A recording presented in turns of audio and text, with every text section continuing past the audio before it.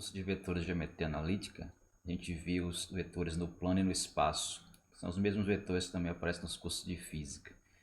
Nesses contextos, os vetores são classes, de equivalência entre segmentos chamados equipolentes, segmentos que possuem o mesmo tamanho, o mesmo sentido e a mesma orientação. Com estas classes de segmentos orientados, esses vetores, nós aprendemos a fazer duas operações: adição entre vetores, multiplicação de um número, ou seja, de um escalar, por um vetor.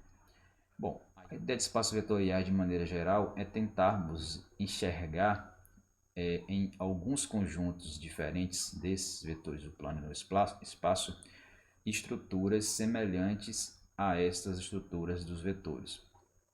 Essas estruturas dependem dessas duas operações que estão aqui. Você ser capaz de adicionar elementos naquele conjunto, produzindo um novo elemento daquele conjunto. Também ser capaz de multiplicar por um escalar cada elemento daquele conjunto, produzindo um outro elemento daquele conjunto. Esse escalar, normalmente, de maneira mais comum, ele seria um número real. Esse era o caso principal do nosso curso, onde falaremos de espaços vetoriais reais, onde os escalares, os números nos quais a gente multiplica os vetores, são números reais. Bom, além de estar definidas essas duas operações, a gente precisa, para imitar, digamos assim, esse contexto de vetores, que essas operações tenham as propriedades semelhantes às propriedades de soma de vetores e multiplicação de um escalar por um vetor.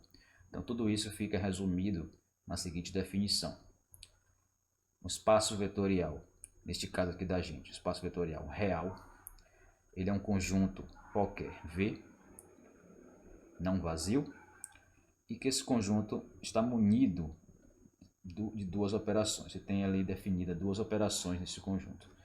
Uma operação de soma, que é uma operação que associa a um par de elementos daquele conjunto um outro elemento do conjunto, e uma operação de multiplicação por escalar, que associa a um número, nesse caso aqui um número real, e um elemento daquele conjunto, associa a um outro elemento do conjunto. E essas duas operações devem satisfazer essas 8 propriedades para quaisquer elementos UVW do conjunto V e quaisquer números ou escalares AB em R. As propriedades são as seguintes: a associatividade da soma, se é a primeira propriedade, ou seja, a soma de U com V com mais W, pode ser realizada em qualquer ordem aqui, somando U mais V primeiro ou V mais W primeiro, que o resultado deve dar o mesmo. Comutatividade da adição, a soma de qualquer elemento U com V deve resultar no mesmo elemento que a soma V com U. Deve neste conjunto existir um elemento especial, que a gente vai simbolizar por zero, o mesmo símbolo do zero, porém aqui em negrito. Ou então, de maneira alternativa, poderíamos usar o símbolo com o zero e uma setinha em cima. Este elemento especial será chamado vetor nulo. Ele deve satisfazer esta propriedade: qualquer elemento somado com este não deve alterar o elemento. O U mais este vetor nulo deve resultar em U, qualquer que seja o U. Este conjunto com essas operações também deve satisfazer uma propriedade de existência de elemento oposto. Ou seja, qualquer que seja o elemento U do conjunto, deve existir um elemento V, que é denotado por menos U, que tem a propriedade que somado com o U resulta no vetor nulo. Então isso aqui é a existência de um elemento oposto. Cada elemento do conjunto deve ter o seu oposto. Este oposto ele é único para cada elemento e por isso ele tem uma notação fixada em termos do elemento. Para o vetor U, a gente chama de menos U, o seu oposto. Com relação à multiplicação por escalar, devemos ter essas outras 4 propriedades. Essa propriedade número 5, de distributividade. Se multiplicar um escalar A pela soma dos vetores u e v, resulta no mesmo que a soma do AU vezes U e A vezes V. Uma outra distributividade agora da soma de escalares com relação à multiplicação pelo vetor. Então, somar os escalares A e B e depois multiplicar por V deve resultar no mesmo que multiplicar o A pelo V primeiro, multiplicar o B pelo V e depois somar. Uma homogeneidade, uma quase associatividade aqui, digamos, da multiplicação, que seria multiplicar dois escalares por um vetor. Você pode fazer em qualquer uma das duas ordens, multiplicando um escalar de cada vez, como está aqui do lado direito, ou multiplicar os dois escalares primeiro e depois o resultado multiplicar pelo vetor. Isso deve resultar na mesma coisa. E por último, o número 1, ou seja, a unidade lá do seu conjunto de escalares, ele também deve fazer um papel de espécie de elemento neutro nesta multiplicação por escalar. Ou seja, o 1 multiplicando o vetor u deve ser igual ao vetor u, qualquer que seja o vetor u. Bom, o conjunto dos vetores no plano ou o conjunto dos vetores no espaço, como vimos lá nos cursos de geometria analítica ou nos cursos de física, eles formam os protótipos, os exemplos principais de espaços vetoriais. Mas também temos outros exemplos que vão aparecer aqui de maneira mais frequente.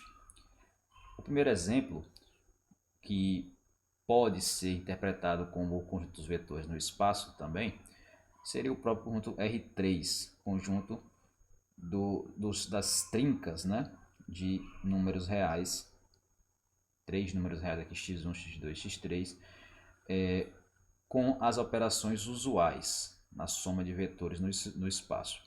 Aqui nós estamos imaginando a associação dos vetores nos espaços correspondendo às suas coordenadas, né, em uma base, como vimos lá na geometria analítica, em uma base fixada.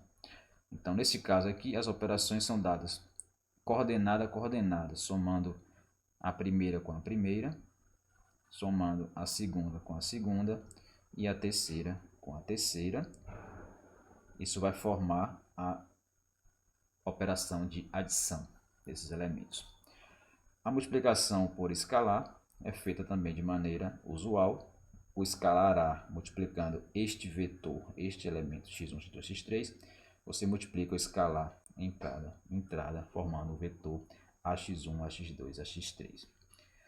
Este exemplo, que é associado ao conjunto dos vetores no espaço, ele pode ser generalizado para o conjunto chamado Rn, onde neste caso, ao invés de 3 números reais, uma trinca, você tem uma ênupla de números reais. Você tem n números reais. Esse n aqui pode ser qualquer número natural, né? Maior ou igual a 1. As operações aí são semelhantes às operações anteriores. Então, você pega uma ênupla. Por exemplo, aqui vamos chamar essa ênupla de U e esta do lado aqui de V. A soma deste elemento U, este vetor U com este vetor V, você faz da mesma forma que a anterior, somando coordenada a coordenada. Primeira com a primeira, segunda com a segunda, x1 mais y1, x2 mais y2, etc. E a multiplicação por escalar, a multiplicação do escalar A por um vetor U, onde o vetor U é dado por esta ênupla, você multiplica coordenada a coordenada, semelhante ao que a gente fez ali. Então, este exemplo do Rn, de maneira geral, é o exemplo mais comum que vai aparecer nesse curso. É o exemplo onde vamos ter mais aplicações envolvendo espaços vetoriais. Essas duas operações que estão aí, para garantir que esses conjuntos realmente são espaços vetoriais, a gente precisaria olhar, checar cada uma das 8 operações, das 8 propriedades que estão aí envolvendo essas operações. Especialmente, podemos perceber, por exemplo, que no item 3, para este exemplo do Rn, o nosso vetor, que seria o vetor nulo, é uma ênupla de zeros. Se considerar o elemento formado por n zeros, este elemento, no conjunto Rn, ele faz o papel do vetor nulo. Ele é o vetor nulo correspondente a esse espaço vetorial. Além disso, na propriedade 4, por exemplo, dado um elemento genérico deste conjunto, como esse U, que está descrito aqui, o vetor oposto a este U, que seria denotado como menos U, simplesmente é você pegar o oposto em cada coordenada. Seria o menos x1, o menos x2, etc., menos xn. Este vetor definido aí em cima, menos U, quando a gente somar com U, a gente percebe justamente que em cada entrada vai ser igual a zero, ou seja, a soma vai ser exatamente igual ao vetor nulo daqui de cima. As demais propriedades todas podem ser verificadas usando essas definições aí e propriedades semelhantes para números reais, onde torna este exemplo Rn um espaço vetorial munido com essas duas operações. Esse será nosso espaço padrão. No mesmo contexto que o Rn, aparecem também as matrizes. O conjunto V das matrizes que tenham m linhas e n colunas, matriz M por N, se você considerar as operações usuais de soma de matrizes e multiplicação de matrizes por um número, você pode garantir que esse conjunto também é um espaço vetorial. Né? Então, o conjunto das matrizes com uma ordem fixada, né? Um número de linhas de colunas fixada, formam um espaço vetorial. É claro que aí você vai ter diversos subexemplos. Você pode fixar uma determinada ordem e produzir então subexemplos desse exemplo 3. Por exemplo, M22 seriam as matrizes 2 por 2. Você vai reunir aqui todas as matrizes 2 por 2 com cada um dos números A, B, C, D sendo números reais. E neste conjunto considerar as operações usuais de soma de matrizes e multiplicação por escalar, é fácil checar, usando essas propriedades dessas operações, que este conjunto também é um espaço vetorial. Na prática, um outro exemplo interessante, exemplo 4, é o conjunto dos polinômios com coeficientes reais com o grau menor ou igual a um certo número fixado n. Esse conjunto aqui, P índice n. Perceba que nessa definição você precisa considerar que o grau dos polinômios do seu conjunto deve ser menor do que um número fixado. Se você retirar o menor dessa sua definição, considerar apenas polinômios de um mesmo grau, aí você não vai ter um espaço vetorial, porque polinômios de mesmo grau eles podem operar entre si, podem ser somados e o resultado ser um polinômio de um grau diferente. Por exemplo, se você pega, digamos, um polinômio P1, vamos colocar nessa notação aqui, P1 de x, desta forma. Digamos, 2x ao quadrado menos 3x mais 1. Esse é um polinômio de grau 2. E você considera agora o polinômio P2 de x, dado por menos 2x ao quadrado, menos ou mais, tá? mais 4x mais 2. São dois polinômios de grau 2, mas quando você soma o polinômio P1 com o polinômio P2, o resultado seria o polinômio de grau 1, que seria x mais 3. Visto ali que o x ao quadrado vai cancelar. Então, é por isso que você precisa, na sua definição aqui nesse seu exemplo, considerar polinômios com grau menor ou igual a um grau fixo, e não apenas igual. As operações que a gente usa aqui nesse exemplo do polinômio são as operações usuais de soma entre polinômios, como fizemos aí, e de multiplicação de polinômios por um número real. O fato de que o conjunto de escalares que estamos trabalhando são números reais indica, né, essa necessidade de você trabalhar com coeficientes reais neste seu conjunto de polinômios. Se por acaso os seus números de escalares, seu conjunto de escalares, fossem outro conjunto, por exemplo, números complexos, aí você poderia partir para um exemplo mais geral, onde os coeficientes do polinômio fossem números também complexos. Bom, em algumas situações é necessário que a gente verifique se determinados subconjuntos de um espaço vetorial formam por si só um outro espaço vetorial contido naquele. Um conjunto que está contido em um espaço vetorial e ele próprio é um espaço vetorial usando as mesmas operações do conjunto maior, ele é chamado de um subespaço vetorial. Por exemplo, se considerarmos aqui o plano aqui identificado com o conjunto R2, que é um espaço vetorial, nós podemos determinar aqui outros subespaços vetoriais do R2, que são as retas. São os exemplos principais. Porém, observação, neste caso, para que uma reta aqui no plano seja um espaço vetorial por si só, ela deve ser uma reta que passe pela origem. Isso porque retas que não passem pela origem, elas vão formar conjuntos que não contêm o elemento neutro do espaço, o vetor nulo do espaço R2. Consequentemente, elas não podem formar um espaço vetorial, porque elas não teriam a propriedade 3 da existência deste elemento neutro. Lembrando sempre que este elemento vetor nulo, que é o elemento neutro da adição, ele é único para o espaço. Então, não dá para existir um vetor nulo para o R2 e a reta que esteja em R2 com as mesmas operações do R2 possua um outro vetor nulo diferente. Bom, então é necessário que essas retas passem pela origem. Além disso, geometricamente nós temos o seguinte fato. Se você considera retas que estão fora da origem, digamos, esta reta aqui aleatória em verde, está fora da origem.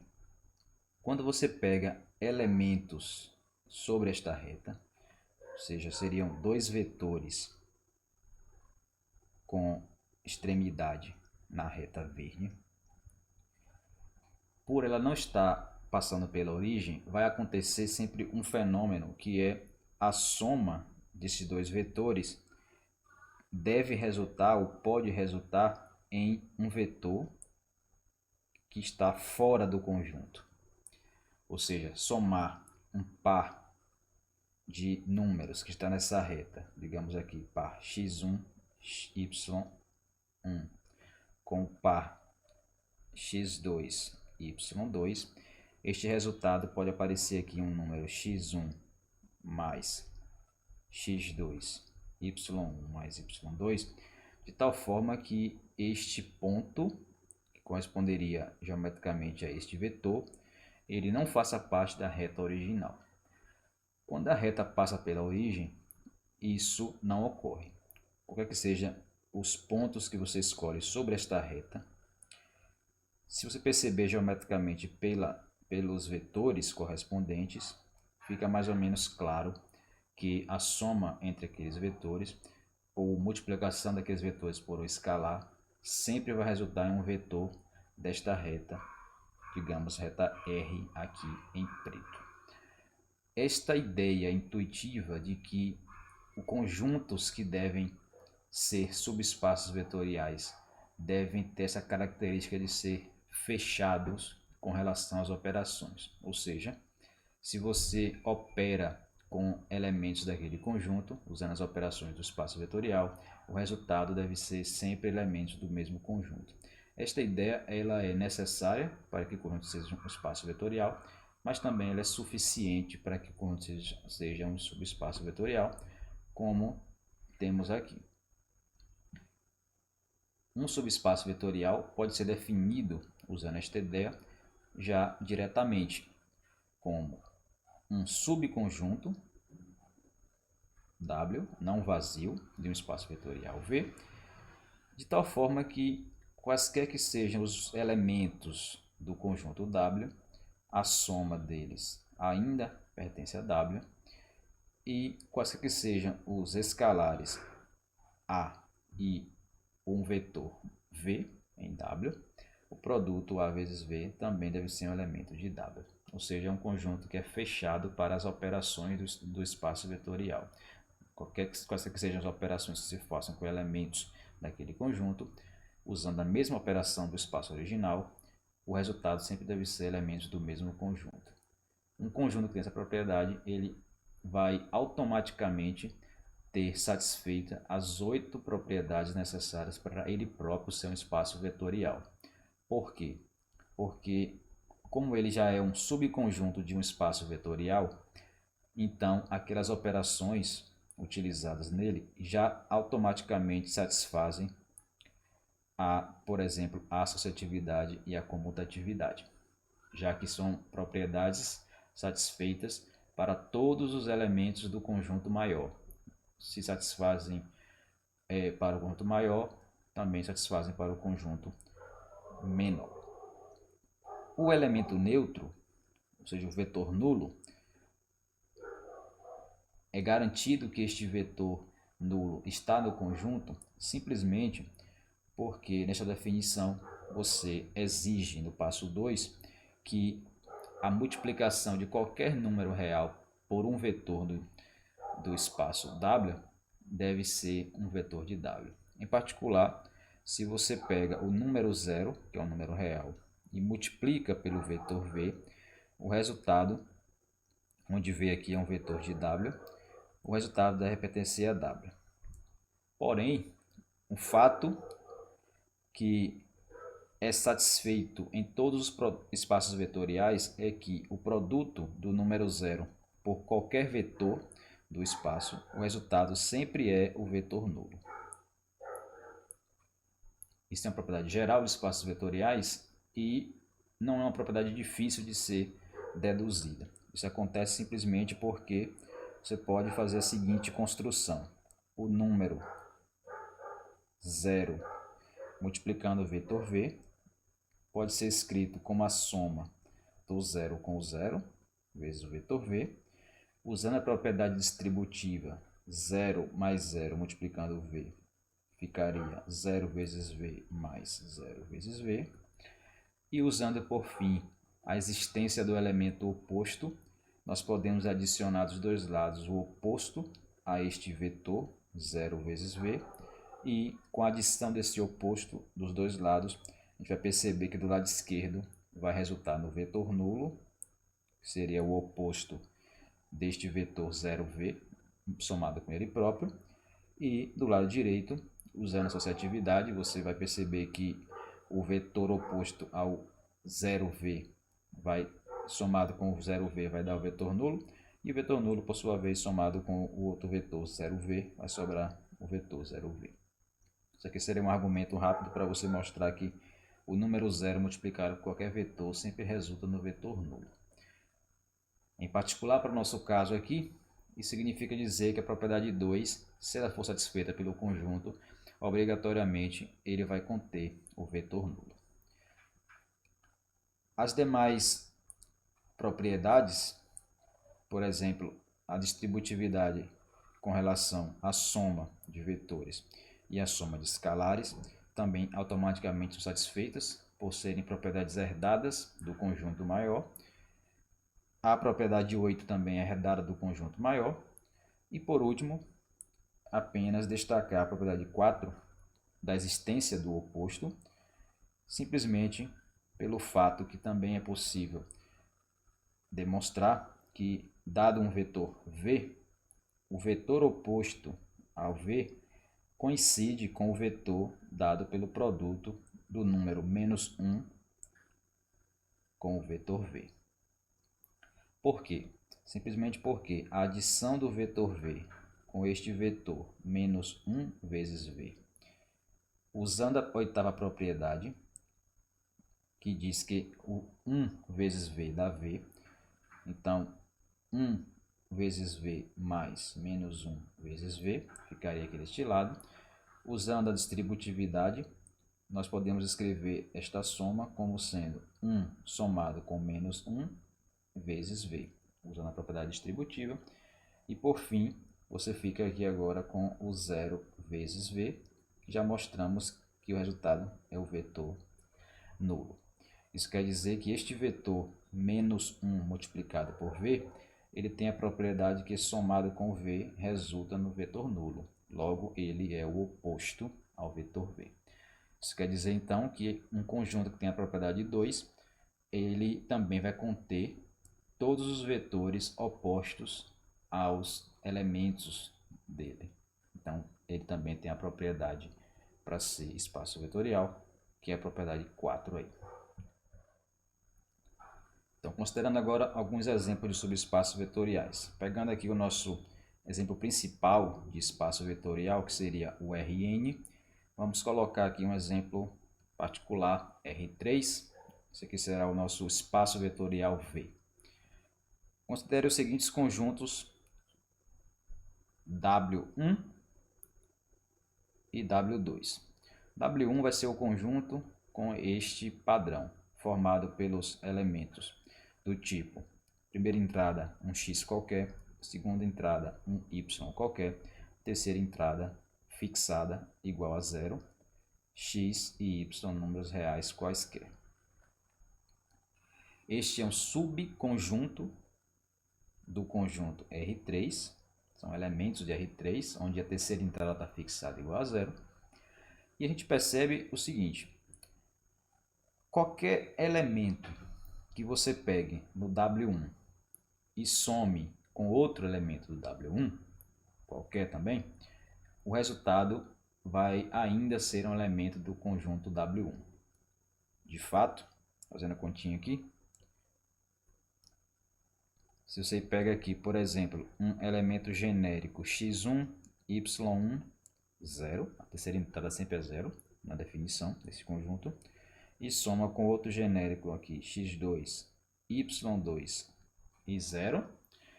Usando as operações usuais de soma em R3, isso ficaria x1 mais x2 nessa parte, y1 mais y2 nessa outra parte e 0 mais 0 na terceira entrada, que dá 0. Ou seja, este elemento aqui, por ele ter o padrão necessário para estar no conjunto W1, ele também é um elemento do conjunto W1. Além disso, se você escolher um número arbitrário A, pertencente a R, e multiplica este elemento arbitrário por um XY0, que seria um vetor arbitrário do W1, um elemento genérico daquele conjunto, a definição de multiplicação aqui por escalar diz que o resultado vai ser A vezes X na primeira entrada, A vezes Y na segunda, A vezes 0, que é 0, na terceira. Então, este resultado aqui também é de um vetor de R3 que tem o padrão exigido no conjunto W1, ou seja, esse aqui também é um elemento do W1. Bom, então quer dizer que este conjunto W1 ele tem as duas propriedades da definição de subespaço. A soma entre quaisquer dois elementos daquele conjunto ainda é um elemento daquele conjunto, e a multiplicação por escalar de qualquer número real por qualquer número do conjunto W1 ainda é um elemento do W1. Então, ele é fechado para soma e fechado para multiplicação por escalar. Logo, W1 é um subespaço vetorial de R3. Esse conjunto W1 seriam todos os números, os pontos de R3, os elementos de R3 que tem a terceira coordenada igual a 0. Você pode perceber que é simplesmente o conjunto formado pelo plano XY. O plano XY, enxergando ele dentro do espaço R3, é identificado, né, com esse conjunto W1, que é simplesmente você fixar a terceira coordenada, seria a coordenada z, fixar igual a 0, você reduz aí o seu conjunto ao plano XY. Então, essa aqui seria uma maneira de você verificar que o plano XY é um subespaço do conjunto R3 de maneira geral. Um outro conjunto, digamos W2, subconjunto de R3, que vamos considerar aqui para ilustrar, digamos, seja esse daqui. X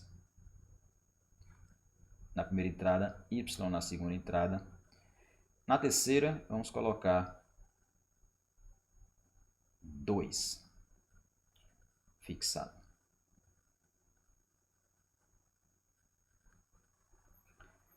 Este conjunto W2 contido em R3, ele não é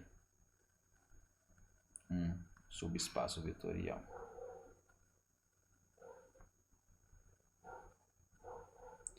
Como é que você verifica que ele não é um subespaço vetorial? Por exemplo, basta você pegar dois elementos desse conjunto, somá-los e de repente perceber que a soma não faz parte do conjunto. Por exemplo, se considerar o elemento, né, 1, 1, 2, ele pertence a esse conjunto W2. Se você pegar o elemento 0, 0, 2, também pertence ao W2, tem o mesmo padrão exigido. Mas quando você soma os dois, você vai encontrar aqui 1 mais 0 é 0, 1 mais 0. 1 mais 0 é 1, 1 mais 0 é 1, 2 mais 2, 4. Este elemento aqui não pertence ao W2, porque a terceira coordenada dele é 4, e W2 exige que a terceira coordenada seja sempre 2. Então, esse exemplinho aqui mostra que o conjunto não é um subespaço. Outra maneira seria você perceber que o vetor nulo, que é o vetor 0, 0, 0, não faz parte do W2, já que o vetor nulo tem a terceira coordenada 0 e este conjunto exige que essa coordenada seja 2. Mais uma vez, vamos ver outro exemplo aqui, vou chamar aqui W3, formado do seguinte padrão. Primeira entrada vai ser um x qualquer, na segunda entrada um y qualquer, na terceira entrada vai ser x vezes y. X e y, números reais quaisquer. Será que este conjunto é um espaço vetorial ou não? Então, o que acontece? Este W3, ele tem pelo menos o vetor nulo, que é o que não acontecia com o W2. O vetor nulo faz parte desse conjunto, basta tomar x igual a 0 e y igual a 0. Porém, se você pega, por exemplo, os números para x igual a 1 e para y igual a 2, então a terceira entrada ficaria 2 vezes 1, 2. Isso aqui é um elemento que pertence ao W3. Considera para x agora 2 e para y 3. Então a terceira entrada vai ser 2 vezes 3, 6. Logo, esse elemento pertence ao W3. Quando a gente soma esses dois vetores, a primeira entrada vai ser 1 mais 2, que é 3. 2 mais 3, que é 5, na segunda entrada. E 6 mais 2, que é 8, na terceira entrada. Este elemento pertence ao conjunto W3. Como é que a gente verifica? O W3, a gente precisa que a terceira coordenada, terceira entrada, seja igual ao produto das duas primeiras. Então, para esse elemento estar em W3, você tem que verificar se essa conta aqui é verdadeira. O número 8, que é a terceira entrada, é igual a 3 vezes 5? Não, né? 3 vezes 5 dá 15, não dá 8. Então, isso quer dizer que este elemento não pertence a W3. Está pegando aí um exemplo com uma soma de elementos de W3, cujo resultado não pertence a W3. Então, W3, por consequência, também não é um subespaço vetorial. Bom, um exemplo importante de subespaço vetorial é quando a gente considera um sistema linear homogêneo, ou seja, os termos independentes são todos iguais a zero. Se a gente escreve esse sistema linear na forma matricial, ele ficaria com este padrão. Uma matriz A, com m linhas n colunas, como matriz dos coeficientes. Uma matriz X, n por 1, matriz coluna, de termos incógnitas. e uma matriz coluna M por 1 formada por zeros do lado direito. São os termos independentes. Se você pegar o conjunto das soluções desse sistema, ou seja, todas as soluções desse sistema, este conjunto vai formar um subespaço vetorial.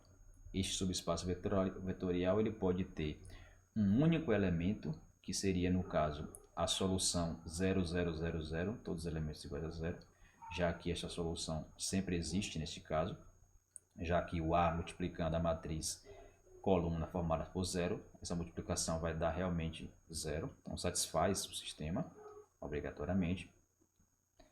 Mas além disso, o mais interessante é que soluções diferentes dessas, caso existam, quando você soma elas ou multiplica elas por um número, você vai estar produzindo outras soluções. Por exemplo, a maneira mais fácil de verificar isso é deixar nesta forma matricial mesmo. Então, por exemplo, considere uma matriz x1 que seja solução do sistema. Isso quer dizer o quê? Então, imaginando aqui o nosso x1 como sendo uma matriz coluna e aqui no x1 aparecem números. Vamos colocar esses números como sendo x1 minúsculo, x2, x3, etc. até xn. Estes são números que, substituídos, digamos assim, lá nas variáveis do problema original, você tem as equações correspondentes sendo satisfeitas. Então, na solução do problema. Imagine que você tem agora uma outra solução chamada y, chamada y1 também. Outra solução.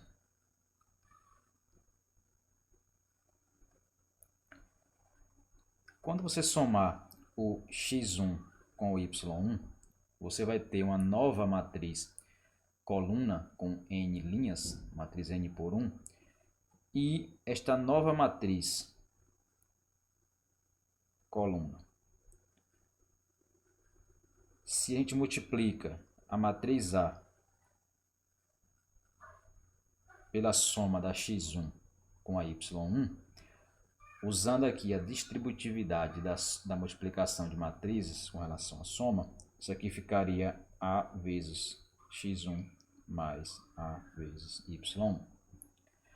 Só que o fato da x1 ser uma solução e o fato da y1 ser outra solução, quer dizer que a multiplicação A vezes x1 deve resultar exatamente na matriz coluna de zeros, porque ele é uma solução. Então, ele deve satisfazer as condições dadas do sistema. Esse produto deve dar 0, 0, 0 em cada entrada. A matriz y1, matriz coluna y1, também é uma solução. Então, desse lado aqui, nós vamos substituir pelo valor 0, 0, 0, 0 na coluna, visto que ele satisfaz o sistema. Quando a gente somar essas duas colunas formadas por zero, obviamente o resultado, todos os números serão iguais a zero, ou seja, a soma dessas duas matrizes formou uma outra matriz, coluna, que também é solução do sistema, porque a matriz A multiplicada por ela também deu a matriz nula, 0, 0, 0, 0, 0 na coluna. Então, esta é a maneira que você está verificando que a soma de soluções daquele sistema homogêneo ainda é uma solução, também é uma solução.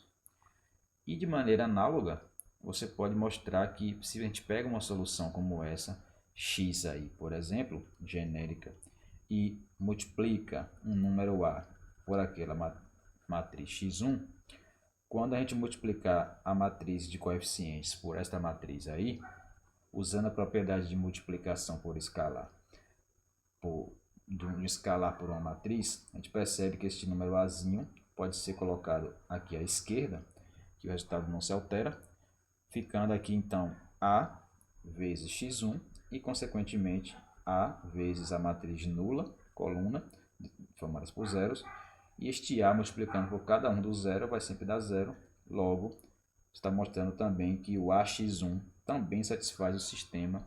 Isso quer dizer que este conjunto de soluções fechado também para a multiplicação por escalar. Multiplicar um escalar por uma solução também é uma solução, gera uma nova solução. De maneira resumida, então, o conjunto de soluções de um sistema linear homogêneo, ou seja, um sistema linear onde os termos independentes são todos iguais a zero, o conjunto de solução dele sempre é um espaço vetorial. Bom, vamos verificar agora como produzir subespaços vetoriais a partir de outros subespaços vetoriais. Um exemplo padrão inicial é a interseção de subespaços. Então, se a gente pega dois subespaços vetoriais e considerar a interseção deles, dois subespaços de um mesmo espaço, e pegar a interseção deles, o resultado vai dar um conjunto que também vai ser um subespaço vetorial. De maneira intuitiva, como nós estivéssemos aí trabalhando, por exemplo, no espaço R3, dois planos que passem pela origem formam exemplo de subespaços em R3. E se você pega dois planos que passam pela origem e toma a interseção delas, você vai ter uma reta na interseção que também passa pela origem. Esta reta, por passar pela origem, também é um subespaço, e assim por diante. Essa ideia é um exemplo particular, né, deste caso geral, dado pela interseção de subespaços. Então, se você tem aqui um W1 e um W2 contido em um espaço V, subespaços de V, então W1 interseção W2 é subespaço.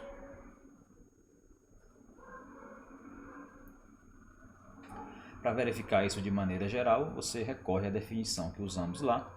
Simplesmente você pega dois elementos quaisquer deste conjunto, soma e percebe que esta soma também faz parte do conjunto.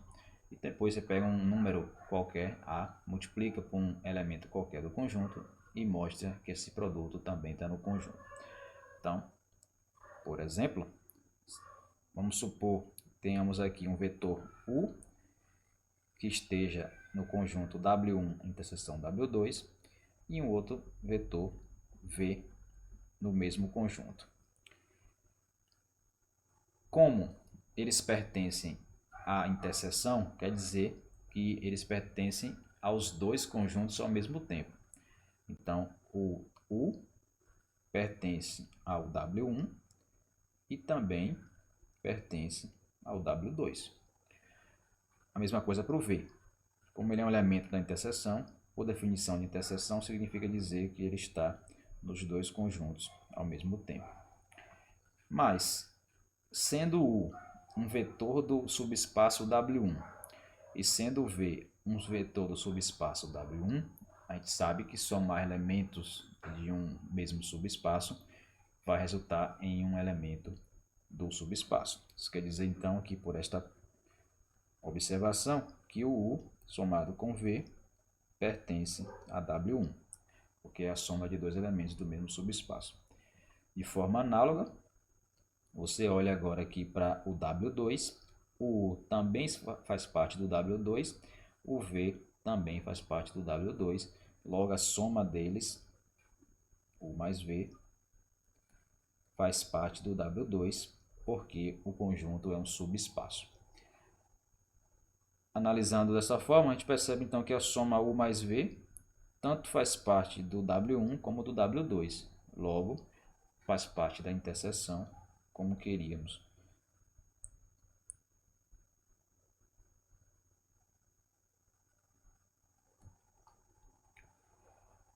De forma análoga com esta ideia, você mostra que, dado um número qualquer A, a multiplicação do A por este vetor genérico U, que esteja na interseção, também faz parte da interseção W1 com W2, porque A multiplicado por U faz parte do W1, porque U faz parte do W1 e W1 é subespaço. A vezes U também faz parte do W2, porque W2 é um subespaço. Logo, ele faz parte dos dois, então, por definição, ele faz parte da interseção. Então, a interseção de subespaços é um subespaço.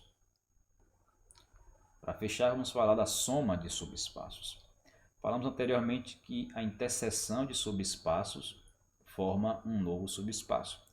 Automaticamente, se a gente lembra da teoria de conjuntos, poderíamos, de maneira intuitiva, pensar: e se fizermos a união dos conjuntos que são subespaços, vamos ter um subespaço como resposta? Bom, nesse caso não. A união de subespaços não necessariamente vai formar um subespaço. Porém, algo que está relacionado, que poderia estar mais próximo à questão da união, para subespaços, este algo mais próximo à união, na verdade, é o subespaço soma. A soma de subespaços é você considerar os subespaços W1 e W2 e considerar todas as somas possíveis entre elementos, um de W1 e outro de W2. Então você soma todos os elementos pegando um elemento de W1 e outro de W2 todos os possíveis resultados vão formar um conjunto que você chama do espaço soma W1 mais W2. É claro que se você somar elementos dentro desse conjunto, ele ainda vai estar no conjunto, visto que basta você organizar a soma e perceber que vamos ter ainda como resultado a soma de elementos de W1 com W2. Por exemplo, imagine que você tem aqui um V1 pertencente ao conjunto W1 mais W2 e tenha também um V2 pertencente ao conjunto W1 mais W2. O fato do V1 pertencer ao W1 mais W2, isso quer dizer então que este V1 ele é, na verdade, a soma entre dois vetores, digamos W1 mais W2, com um dos vetores pertencente ao espaço W1 e o outro pertencente ao espaço W2. Mesma coisa vai acontecer para o V2. Se o V2 está na soma, o V2 é escrito como a soma de dois elementos, um de W1 com o outro de W2. Vamos chamar esses elementos de W1', W2'. W1' pertencente ao espaço W1 e W2' pertencente ao espaço W2. Quando fizermos a soma do V1 com o V2, juntando esta soma aqui com esta e organizando através das propriedades associativa e comutativa da soma de vetores, podemos escrever assim: W1 mais W2, que seria o V1, mais W1' mais W2', que seria o V2, e aqui a gente organiza pela associatividade e comutatividade da soma, a gente pode organizar assim: W1 mais W1' mais W2 mais W2'. Então a gente pode trocar de ordem sem nenhum problema, trocar de ordem colocando o W1 à esquerda do W2, como também podemos escolher a manipulação nesses parênteses, escolher qual operação de adição realizamos primeiro. Isso pode ser feito justamente porque estamos trabalhando em um espaço vetorial e, consequentemente, essas operações têm as propriedades associativas e comutativas satisfeitas. Só que organizando desta forma, a gente percebe que o resultado aqui envolve, neste parêntese, um elemento que está em W1, porque é a soma de dois elementos de W1, e temos aqui nesta outra parcela um elemento do conjunto W2, porque ele é a soma de dois elementos de W2. Isso quer dizer então que este resultado produziu um elemento, um vetor, que está no conjunto W1 mais W2. Então, desta forma, a gente mostra que a soma de elementos do conjunto W1 mais W2 ainda é um elemento do conjunto W1 mais W2, o que faz dele, juntamente com a propriedade da multiplicação por escalar, dá um escalar A vezes o vetor V pertence a W1 mais W2, qualquer que seja o número A e qualquer que seja o vetor V.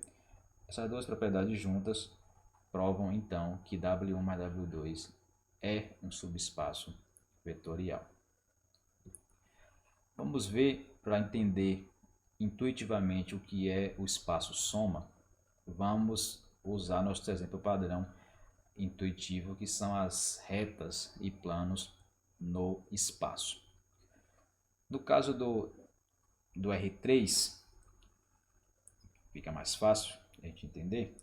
Considere então aqui o espaço tridimensional R3, que pode ser, né, identificado com o conjunto dos vetores aqui, né, no espaço. E sabemos de antemão que, se considerarmos uma reta passando pela origem, digamos que aqui seja esta reta, vamos chamar de reta W1, e considerarmos aqui agora uma outra reta que passe também pela origem, vamos chamá-la de reta W2. Lembrando aqui que essas retas são infinitas, então elas transpassam aqui. Estes conjuntos W1 e W2 serão subespaços do R3, por serem retas que passam pela origem. O que seria o conjunto W1 mais W2? Que conjunto seria esse? Que espaço vetorial seria o espaço W1 mais W2? Bom, quando você pegar um elemento do conjunto W1, ou um ponto aqui da reta W1, e somar com um vetor da reta W2, ou um ponto aqui do conjunto W2, você vai pegar como resultado elementos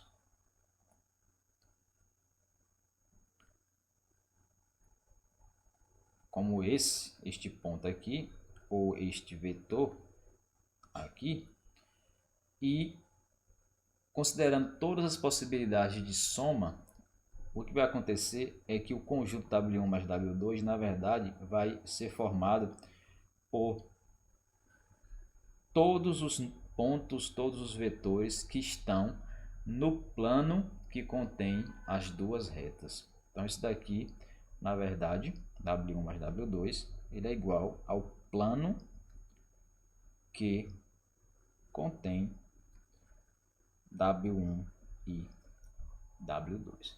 Então, a soma de duas retas que passam pela origem, o conjunto soma, o subespaço vetorial correspondente, ele vai ser um plano contendo as duas retas. Perceba ainda que, no que diz respeito à união, que comentávamos anteriormente, a união das duas retas, obviamente, não vai dar um espaço vetorial, porque a união das duas retas não é fechada para as operações. Você pegar exatamente um ponto ou um vetor de uma reta e somar com um vetor da outra reta diferente, que não seja vetor nulo, essa soma vai produzir um elemento que está fora das duas retas, ou seja, não faz parte da união. Então, por isso que a união não é, em geral, subespaços vetoriais, mas a soma sim.